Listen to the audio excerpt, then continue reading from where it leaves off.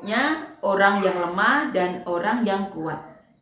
Kita yang kuat wajib menanggung kelemahan orang yang tidak kuat, dan jangan kita mencari kesenangan kita sendiri.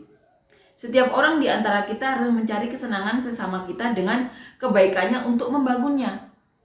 Karena Kristus juga tidak mencari kesenangannya sendiri, tetapi seperti ada tertulis, kata-kata cercaan mereka yang mencerca engkau telah mengenal aku.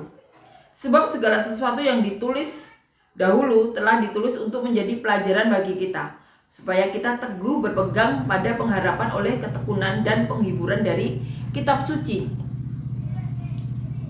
Semoga Allah yang adalah sumber ketekunan dan penghiburan mengaruniakan kerukunan kepada kamu sesuai dengan kehendak Kristus Yesus, sehingga dengan satu hati dan satu suara kamu memuliakan Allah dan Bapa Tuhan kita Yesus Kristus. Sebab itu terimalah satu akan yang lain, sama seperti Kristus juga telah menerima kita untuk kemuliaan Allah. Yang aku maksudkan ialah bahwa oleh karena kebenaran Allah, Kristus menjadi pelayan orang-orang bersunat untuk mengokohkan janji yang telah diberikannya kepada nenek moyang kita, dan untuk memungkinkan bangsa-bangsa supaya mereka memuliakan Allah karena rahmat-Nya, seperti ada tertulis, sebab itu aku akan memuliakan engkau di antara bangsa-bangsa dan menyanyikan mazmur bagi namamu. Dan selanjutnya, bersukacitalah hai bangsa-bangsa dengan umat-Nya. Dan lagi, puji Tuhan hai kamu semua bangsa-bangsa, dan biarlah segala suku bangsa memuji Dia. Dan selanjutnya kata Yesaya, taruh dari pangkal Isai akan terbit, dan ia akan bangkit untuk memerintah bangsa-bangsa. Dan kepadanya lah bangsa-bangsa menaruh harapan. Semoga Allah sumber pengharapan memenuhi kamu dengan segala sukacita dan damai sejahtera dalam iman kamu, supaya oleh kekuatan Roh Kudus kamu berlimpah-limpah dalam pengharapan. Jadi di sini dikatakan orang lemah dan yang kuat. Jadi kita itu diajarkan Tuhan untuk membangun atau mencari kesenangan sesama kita dengan kebaikan untuk membangunnya. Jadi kalau kita mau mencari kesenangan, biarlah kesenangan itu untuk membangun sesama, untuk kebaikannya untuk membangunnya.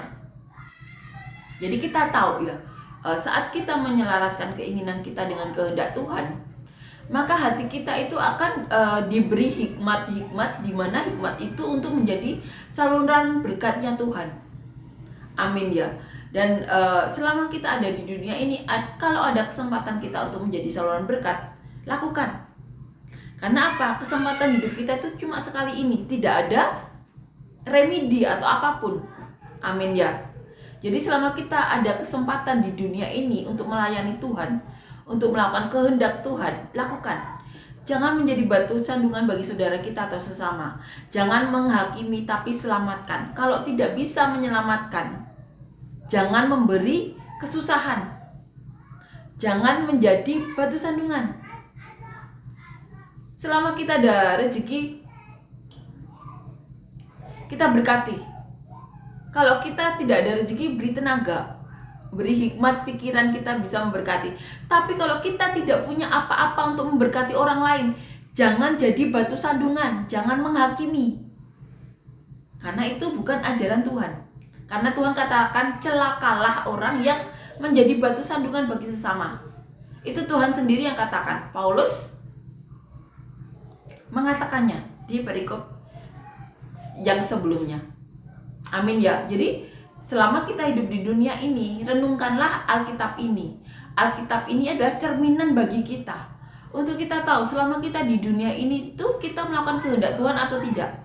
Jangan sampai kita menipu diri seolah-olah melakukan kehendak Tuhan, tapi sebenarnya menjadi batu sandungan bagi sesama.